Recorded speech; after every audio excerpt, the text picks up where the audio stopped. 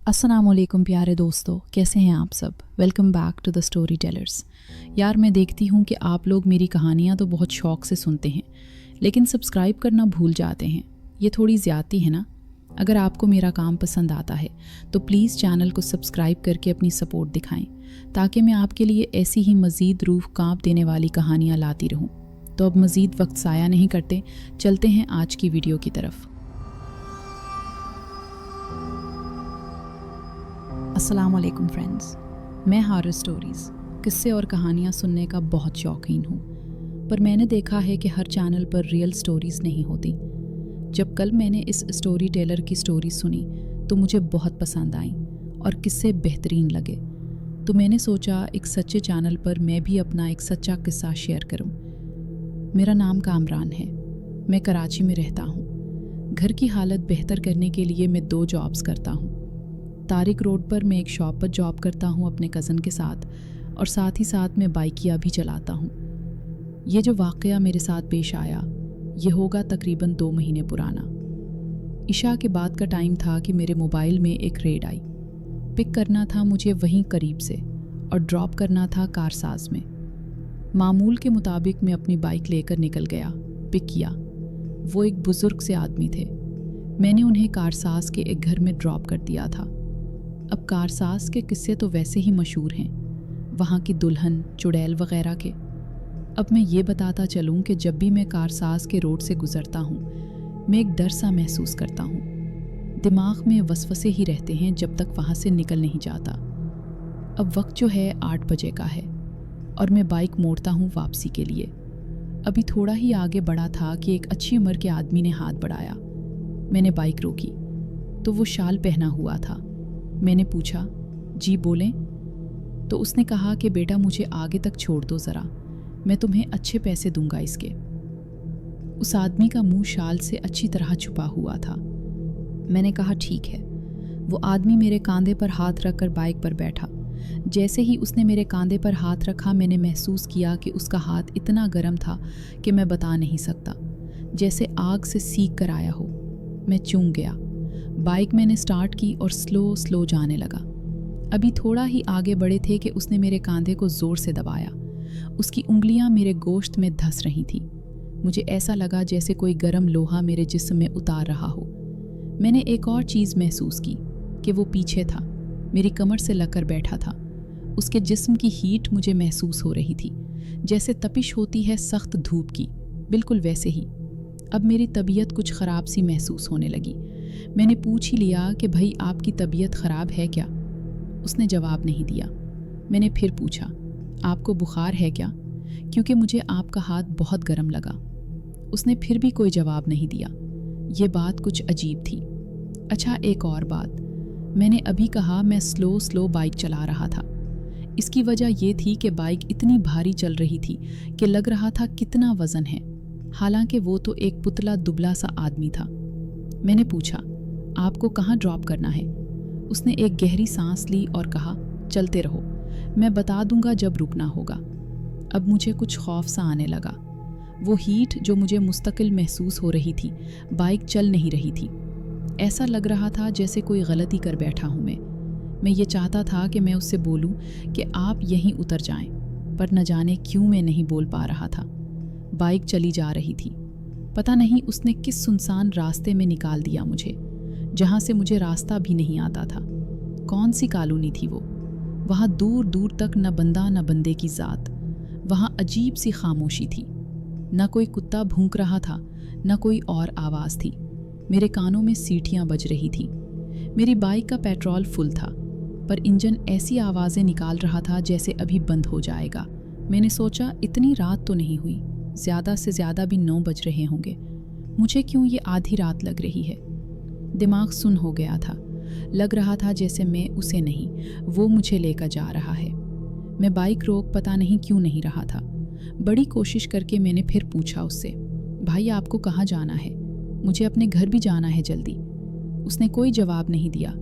मैंने रोकनी चाही पर नहीं रुकी। अजीब कैफियत मुझ पर तारी थी। कोई गर्मी नहीं थी, जैसे कि मैंने आपको अभी बताया 2 महीने पुरानी बात है तो ठंडा ही मौसम था, पर मेरे पसीने ऐसे छूट रहे थे कि मैं बता नहीं सकता।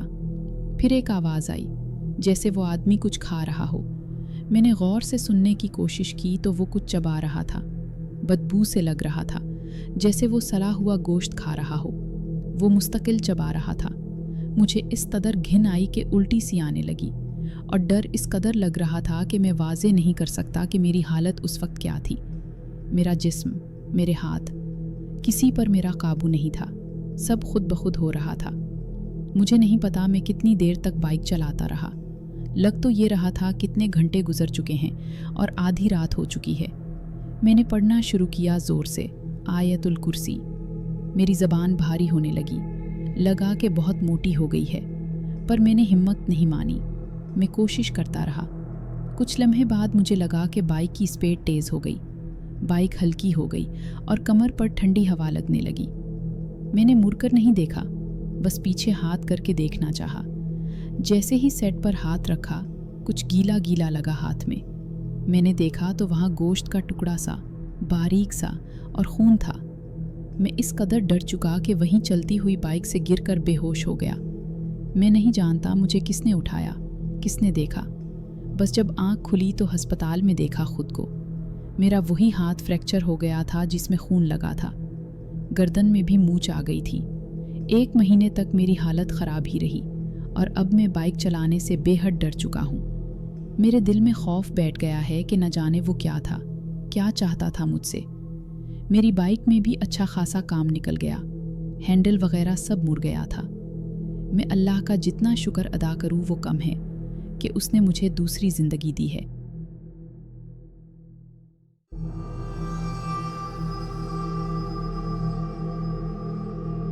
अस्सलामुअलैकुम, मेरा नाम निम्रा है और मैं ये कहानी लाहौर से भेज रही हूँ। मैं जो वाक़या शेयर करने जा रही हूँ ये आज से 2 साल पहले हमारे साथ हमारे ही घर में पेश आया।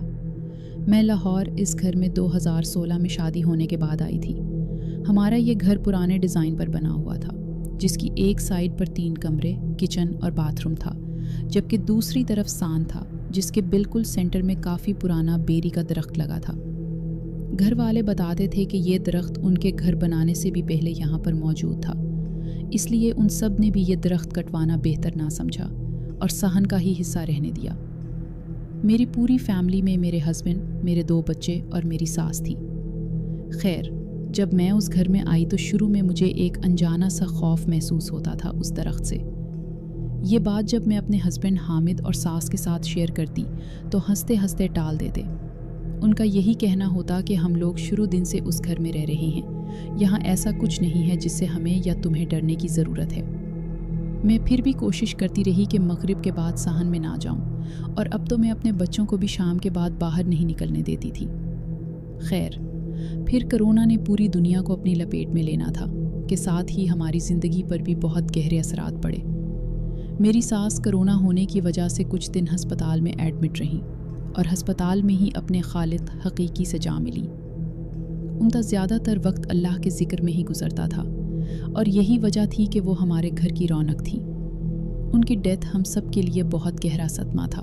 मैंने अपनी सास का जिक्र इसलिए किया क्योंकि उनकी डेथ के बाद हमारा हंसता बिस्ता घर जहन्नुम बन गया। हम सब ने वो चीज़ें बर्दाश्त की जो आप सब के लिए तसव्वुर करना भी मुश्किल हो जाए। मेरी सास की डेथ के बाद मैं पूरा दिन अपने बच्चों के साथ अकेले घर में होती थी। हामिद सुबह 9 बजे जॉब के लिए जाते और शाम को 6 बजे वापस आया करते थे। पूरा दिन अकेला रह रहकर मुझे ये घर काफ़ी खौफनाक लगना शुरू हो गया था। सास की डेथ के बाद जब हामिद जॉब पर जाते तो उस दरख्त के पास से अजीब शोर की आवाज़ आया करती थी। ये शोर ऐसा होता था जैसे काफ़ी लोग उस दरख्त के नीचे इकट्ठे हैं, जैसे एक हुजूम हो लोगों का। मैं ख़ुद भी अवॉइड करती और बच्चों को भी सख्ती से मना किया हुआ था उसके पास जाने से। दिन गुजरने के साथ साथ उन सब वाक़यात ने शिद्दत इख्तियार कर ली। मैं बच्चों को लेकर कमरे में बैठी होती तो बाहर कदमों की आवाज़ आती। किचन में होती तो ऐसे लगता जैसे अभी मेरे पीछे से कोई गुजरा है। अक्सर रात को किचन में बर्तन गिरने की आवाज़ आती, लेकिन जैसे ही किचन आकर देखते तो सब कुछ अपनी जगह पर पड़ा होता। हामिद की उन सब वाक़यात पे तवज्जो ना होने के बराबर थी।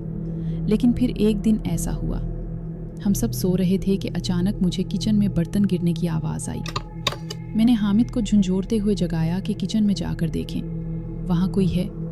لیکن وہ اتنا کہہ کر سو گئے کہ تمہارا وہم ہے، سو جاؤ۔ کچھ ہی دیر بعد دوبارہ برتن گرنے کی آواز آئی تو میں نے ہمت کرتے ہوئے خود جا کر دیکھنے کا فیصلہ کیا۔ خیر میں اٹھی، کمرے کا دروازہ کھولا اور دبے پاؤں کے ساتھ کچن کی طرف جانے لگی۔ کچن کی لائٹ آن کی تو سب صحیح سلامت ویسے کا ویسا پڑا تھا جیسے میں رات کو رکھ کے سوئی تھی۔ میں نے اپنا وہم سمجھ کر کچن کی لائٹ آف کی اور کمرے کی طرف جانے لگی۔ کچن سے باہر نکل کر کچھ ہی قدم آگے چلی کہ ایک دم سے مجھے دوبارہ برتن گرنے کی آواز آئی۔ اس بار میں کچن کے بالکل پاس تھی اور یہ آواز بالکل میرے پیچھے سے آئی۔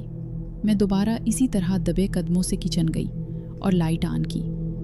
لائٹ آن کرتے ہی جو میں نے دیکھا وہ آج بھی یاد کر کے میرے جسم میں کپ کپی طاری ہو جاتی ہے۔ میں نے لائٹ آن کرتے ہی دیکھا کہ کچن میں میری ساس کھڑی ہیں اور انہوں نے سفید لباس پہنا ہے جس پر خون ہی خون لگا ہے۔ میں نے انہیں دیکھتے ہی چیخنا چلانا شروع کر دیا۔ حامد میری چیخ کی آواز سنتے ہی بھاگتے ہوئے آئے تو میں نے انہیں بتایا کہ میں نے ابھی کچن میں امی کو دیکھا ہے، لیکن حامد کے آتے ہی وہ غائب ہو گئیں اور کچن اب بالکل خالی تھا۔ حامد یہی سمجھ رہے تھے کہ شاید میری طبیعت خراب ہے یا کوئی اور وجہ جس کی وجہ سے میرے ساتھ یہ ہو رہا ہے، لیکن یہ سب واقعات رکنے کا نام نہیں لے رہے تھے۔ پھر ایک دن میں کچن میں کھڑی کھانا بنا رہی تھی اور میری کمر سنک کی طرف تھی۔ اچانک سے سنک کا نل خود ہی کھل جاتا ہے۔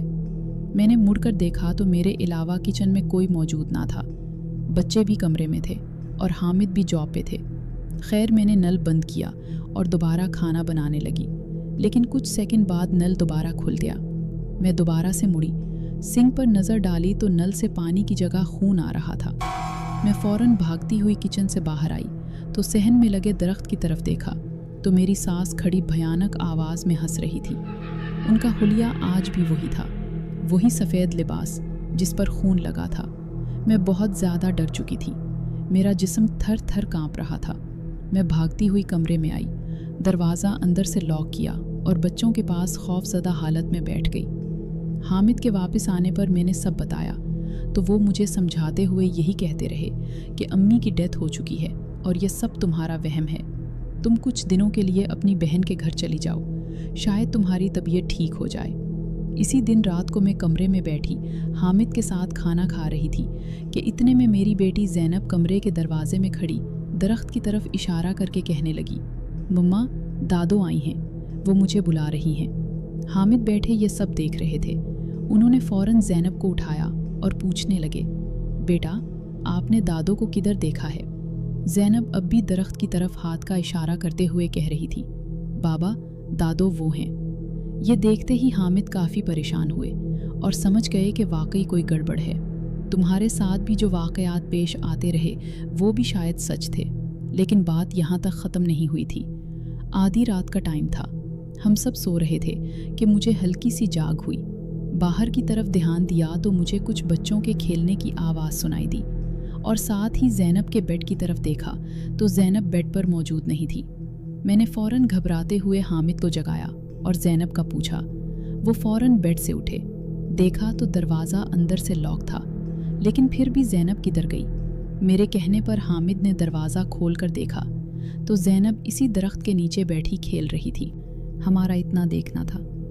حامد نے زینب کو آواز دی، زینب، اور بھاگتے ہوئے اس درخت کی طرف گئے۔ زینب کو اٹھایا تو وہ روتے چیختے ہوئے کہنے لگی، دادو کے پاس جانا ہے، دادو کے ساتھ کھیلنا ہے۔ حامد نے جلدی سے کمرے میں آ کر دروازہ لاک کیا اور زینب کو اپنے پاس لٹا کر آیت الکرسی کا ورد کرنے لگے۔ ہم دونوں بہت زیادہ ڈر چکے تھے۔ اللہ اللہ کر کے رات گزاری اور صبح ہوتے ہی حامد ایک بزرگ کو گھر لے آئے۔ ان کو اب تک ہونے والے سارے واقعات بتائے تو ان بزرگ نے ہمیں کمرے کے اندر جانے کا بولا اور خود اس درخت کے پاس جا کر بیٹھ گئے۔ کچھ آیات پڑھنے کی آواز مسلسل ہمیں کمرے میں سنائی دے رہی تھی۔ کچھ ٹائم گزرنے کے بعد ان بزرگ نے ہمیں باہر آنے کا بولا اور ایک خوفناک انکشاف کیا کہ یہ سنتے ہی ہمارے پاؤں کے نیچے سے زمین نکل گئی۔ ان کا کہنا تھا کہ اس درخت پر کافی عرصے سے ایک چڑیل اور اس کے خاندان کا بسیرا ہے۔ پہلے آپ کی ساس ہر ٹائم ذکر کرتی رہتی تھی، اس لیے یہ چیزیں صرف اس درخت تک محدود تھیں، لیکن اب یہ پورے گھر پر حاوی ہو چکی ہیں۔ یہ کبھی بھی کسی کا روپ ڈھال کر آپ لوگوں کو نقصان پہنچا سکتے ہیں۔ خیر، میں نے عمل سے ان کو کچھ حد تک قابو کر لیا ہے، لیکن مجھے کچھ دن اور آنا پڑے گا۔ اتنا کہہ کر بزرگ کل کے آنے کا کہہ کر چلے گئے اور ہم بھی اپنے کاموں میں مصروف ہو گئے۔ پورا دن خیر خیریت سے گزر گیا، لیکن رات ہونے کی دیر تھی۔ ہم پر مشکلات کا پہاڑ ٹوٹ پڑا۔ ہم ابھی لیٹے ہی تھے کہ ہمیں باہر سے ایسی آواز آئی جیسے کوئی لوہے کے ڈبے سے کھیل رہا ہو۔ یہ آواز سنتے ہی حامد اور میں کمرے کے دروازے کے قریب آئے اور کان لگا کر سننے لگے۔ ہم دونوں کا پورا دھیان اسی آواز پر تھا کہ ایک دم سے کوئی چیز آ کر ہمارے دروازے پر لگی۔ خوف اور ڈر سے نہ چاہتے ہوئے بھی میری چیخ نکل گئی۔ ہم دونوں بہت زیادہ گھبرا چکے تھے۔ اچانک سے ہمارے کمرے کا دروازہ زور سے بجنے لگا اور ساتھ ہی زینب کے نام کی پکار گونجنے لگی۔ زینب! وہ لمحہ اتنا خوفناک تھا کہ مجھ سے ہلنا مشکل ہو گیا۔ میرے جسم میں جان نہ ہونے کے برابر تھی۔ میں پوری رات خوف اور ڈر سے جاگتی رہی۔ صبح ہوتے ہی حامد نے مجھے ضروری سامان پیک کرنے کا بولا اور کچھ ہی دیر بعد ہم اپنے ایک ریلیٹو کے گھر چلے گئے۔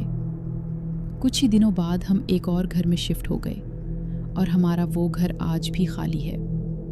آج 2 سال بعد بھی ہمارے محلے والے بتاتے ہیں کہ رات کو روز اس گھر سے خوفناک آوازیں آتی ہیں۔